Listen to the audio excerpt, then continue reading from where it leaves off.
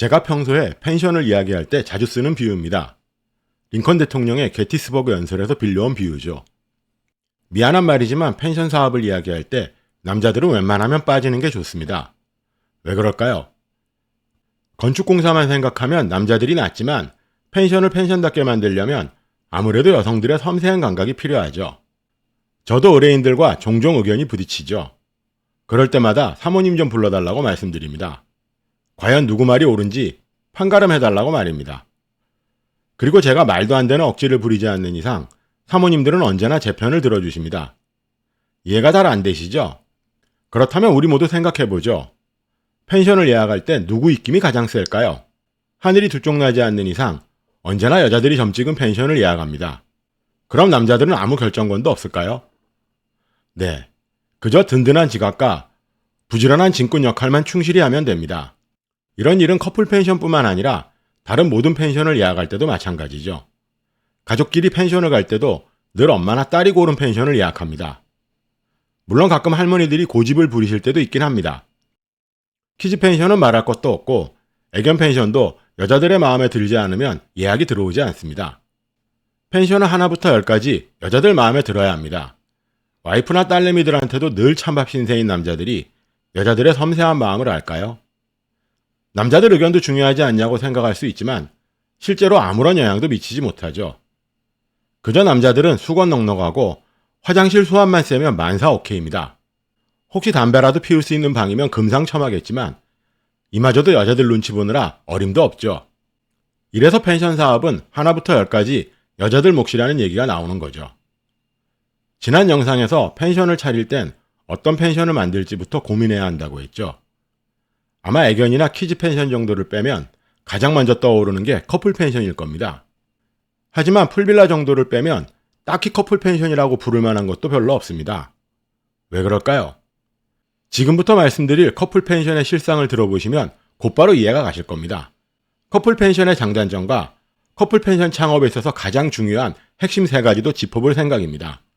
아마 오늘 영상 끝까지 시청하시면 커플 펜션으로 실패하실 일은 절대 없으실 겁니다. 그럼 지금 바로 시작하겠습니다.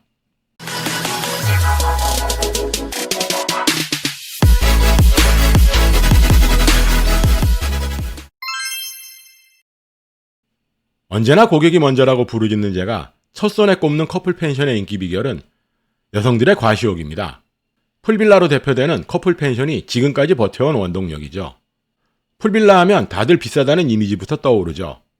실제로는 아니지만 어쨌든 값비싼 풀빌라를 예약하는 이유는 오직 한 가지죠. 비싼 곳을 다녀왔다고 인스타그램에 자랑하고 싶은 여성들의 과시욕. 이게 바로 커플 펜션 창업의 첫 번째 키워드입니다.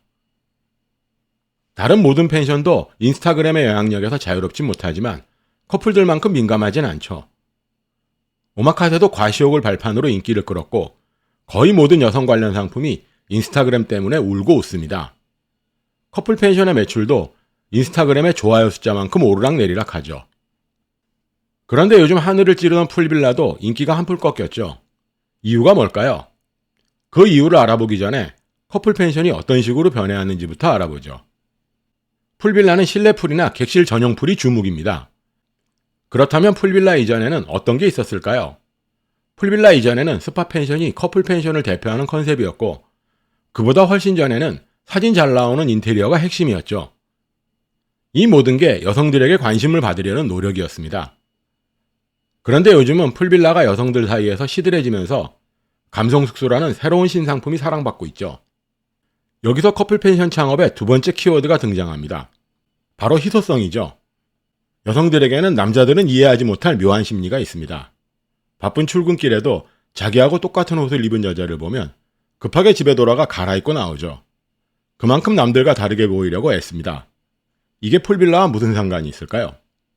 감성숙소라는 신상이 나온 마당에 풀빌라는 더 이상의 관심이 대상이 아닌 거죠.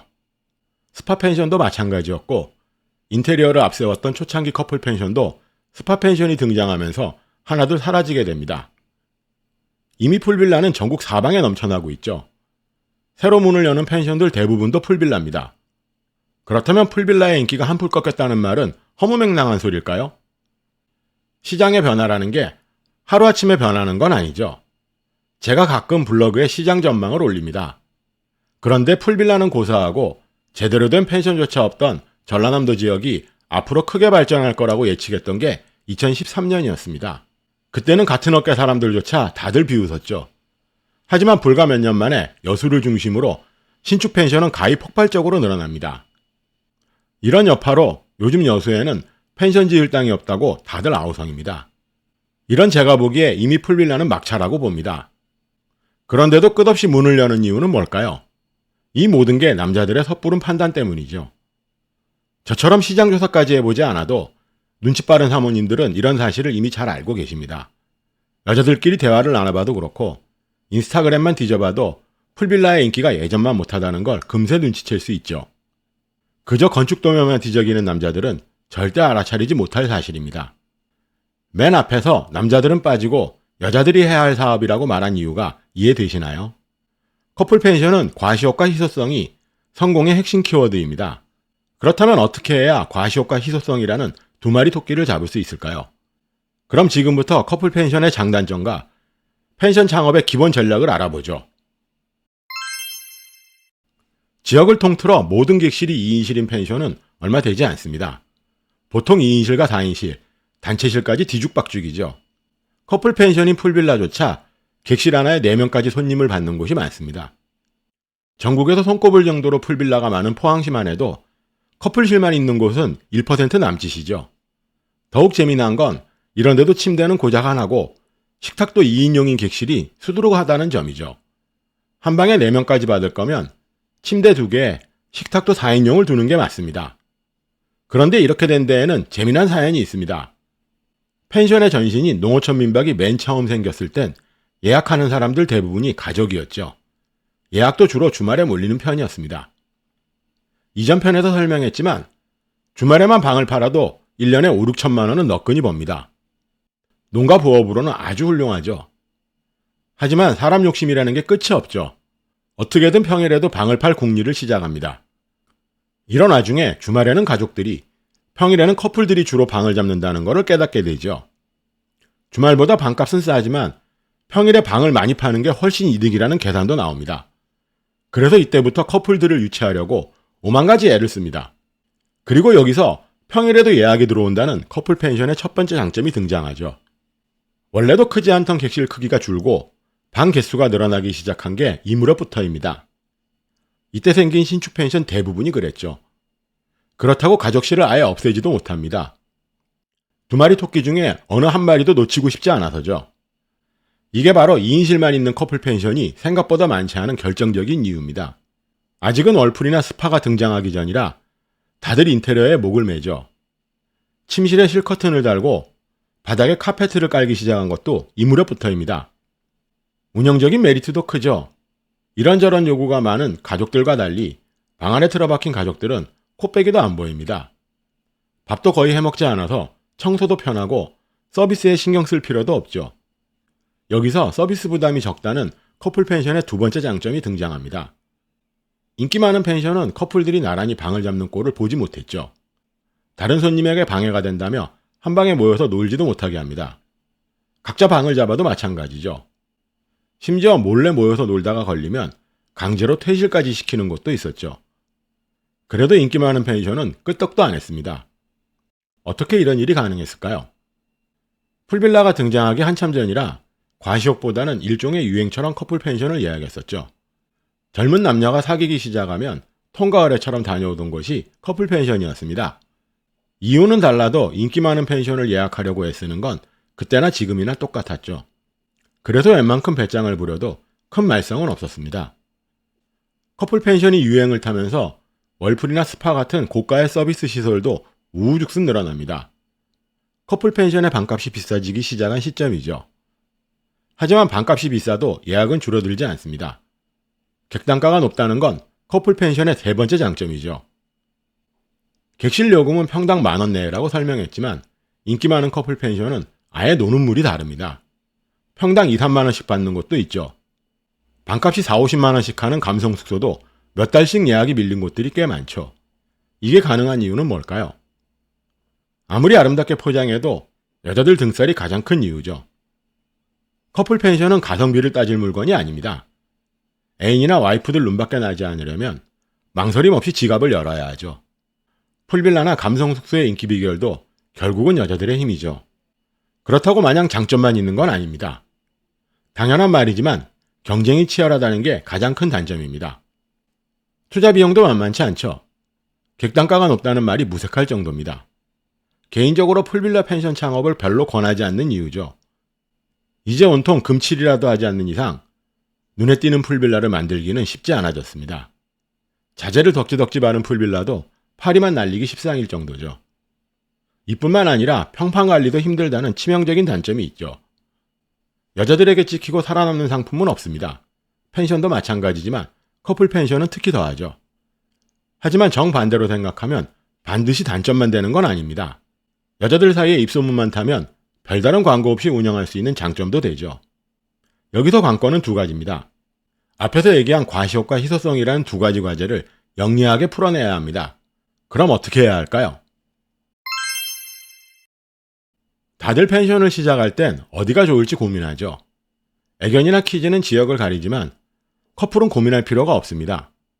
서울이나 수도권에만 커플이 있는 건 아니죠. 도로 사정도 워낙 좋아져서 강릉에서 목포처럼 끝과 끝이 아니면 전국 어디나 대여섯 시간이면 충분히 도착합니다. 오션뷰도 마찬가지죠. 바다가 보이는 풀빌라를 차리고 싶어하는 사람은 많지만 매출만 보면 내륙과 별 차이도 없습니다. 감성 펜션으로 유명한 삼척의 사유의 숲도 바다와는 거리가 멀지만 다들 예약을 하지 못해 발을 동동 구릅니다. 여기서 커플 펜션 창업의 첫 번째 기본 전략을 찾을 수 있습니다. 남의 눈에 꺼릴 게 없는 가족들과 달리 커플들은 폐쇄적인 분위기를 좋아합니다. 한마디로 남의 눈치 보기 싫어하죠. 감성 펜션의 인기 비결도 여기 있습니다. 여러 층의 객실이 많은 커플 펜션은 방에 들어가자마자 커튼부터 치기 바쁘죠. 밖에서 방안이 훤히 보이는 구조면 특히 더합니다. 그래서 인스타그램에 올릴 사진을 찍을 때가 아니면 좀처럼 바다를 볼 일이 별로 없죠. 인기 많은 감성 펜션은 다릅니다. 폐쇄적이고 독립적인 구조가 많죠. 커플들이 원하는 완벽한 분위기입니다. 남의 눈치 보지 않고 바다를 볼 수 있으면 금상첨화지만 풀빌라가 워낙 많이 드러나서 이제는 이런 자리를 찾기란 좀처럼 쉽지 않습니다. 그나마 남은 땅도 가격이 어마어마하죠. 차라리 내륙에 있는 땅을 사서 커플들이 좋아할 만한 구조를 만드는 게 훨씬 낫습니다. 이게 두 번째 기본 전략이죠. 방이 클수록 가격은 비싸지만 요즘은 다들 큰 방을 찾습니다. 아무리 값이 싸도 10평짜리 객실을 찾는 커플은 거의 없죠. 10평이라고 하면 감이 잘 안 오시죠? 대충 화장실을 빼면 주차 라인 2칸 크기입니다. 침대 하나 식탁 하나면 방이 꽉 차죠. 초창기 커플 펜션이 인테리어로 온갖 눈속임을 한 이유입니다. 이만한 크기면 호텔이 훨씬 낫죠. 심지어 가격도 호텔이 훨씬 쌉니다. 풀빌라도 방 안의 수영장보다는 고급스럽고 넓은 방이 인기의 비결이죠. 감성 숙소는 여기서 한층 발전한 컨셉입니다. 최대한 방을 많이 뽑는 풀빌라와 다르게 감성 숙소들은 많아야 방이 한두 개입니다. 대신 방은 풀빌라만큼 넓죠. 이쯤에서 기억을 더듬어 보죠.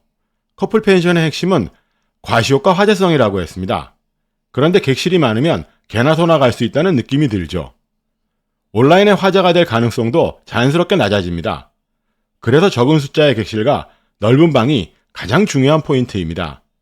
설계사무소에서 뭐라고 하던 이 점은 잊지 말아야 합니다. 방이 많다고 저절로 매출이 늘어나는 건 더더욱 아니죠. 오히려 창업 비용만 더 듭니다. 장사가 잘 되면 몰라도 손님이 조금만 줄면 인기는 한순간에 사라집니다. 요즘 인기 많은 오마카세만 봐도 알 수 있죠. 예약제인 오마카세는 잔인할 정도로 좌석수가 적습니다. 입소문만 타면 다들 예약하려고 줄을 서지만 좀처럼 자리가 나지 않죠. 펜션도 마찬가지입니다. 남들은 가보지 못한 곳이라는 환상을 심어줘야 과시욕이 생기죠. 이런 과시욕은 인스타그램에서 계속해서 화제를 불러일으킵니다. 이런 식의 선순환 구조가 감성 숙소의 성공 비결이죠. 그리고 여기서 마지막 전략이 등장합니다. 세련된 객실 스타일링이죠.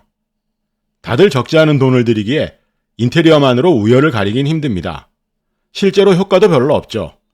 차라리 세련된 스타일링에 돈을 쓰는 게 훨씬 낫습니다. 하나부터 열까지 여자들 몫이라는 얘기가 다시 나오는 대목이죠. 수영장 크기나 고민하는 남자들은 이런 일엔 젬병이죠. 심지어 스타일링이 뭔지도 모릅니다. 가구나 소품을 사는 일엔 인테리어 회사들도 다들 나몰라라 하죠. 돈이 남는 일도 아니라서 아예 처음부터 끼려고 들지도 않습니다. 그래서 공사가 끝난 객실 마무리는 오롯이 사모님들 몫이죠. 커플 펜션의 성패가 갈리는 지점입니다. 사모님들의 감각이 매출로 연결된다는 뜻이죠. 마음껏 집을 지은 사장님들은 이때부터 꿀먹은 벙어리가 됩니다. 정말 남자들은 아무짝에도 쓸모가 없죠.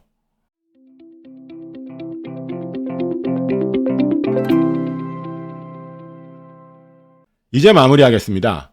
커플 펜션은 평일에도 예약이 들어오고 객단가도 높죠. 서비스 부담도 적습니다.